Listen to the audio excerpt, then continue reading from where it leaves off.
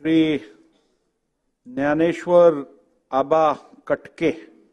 अध्यक्ष महोदय, माझा मतदारसंघ शिरूर हवेली हा पुणेच्या शहरालगत येतो। त्या ठिकाणी नगर रोड असेल, वाघोली परिसर असेल आणि सोलापूर रोड असेल, या ठिकाणी वाहतुकीची कोंडी फार मोठ्या प्रमाणामध्ये त्या ठिकाणी होती।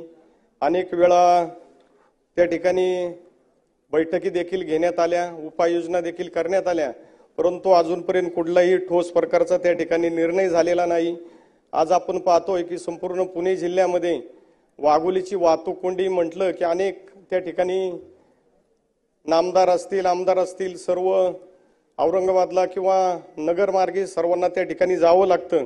आमच्या त्या ठिकाणी अनेक शैक्षणिक संस्था आहेत, क्रेशरच्या वगैरे मोठे मोठे प्रकल्प आहेत, औद्योगिक वसाहती त्या ठिकाणी आहेत। तर अशा परिस्थितीमध्ये अतिशय मोठ्या प्रमाणामध्ये त्या ठिकाणी कोंडी होते। तर त्या संदर्भात देखील त्याच्यावरती ठोस निर्णय होणं फार येणाऱ्या काळामध्ये गरजेचं आहे। तसेच आमच्या शिरूर हवेलीमध्ये बिबट्यांचा वावर देखील फार मोठ्या प्रमाणामध्ये त्या ठिकाणी आहे, तर त्यांचाही बंदोबस्त होणं फार गरजेचं आहे।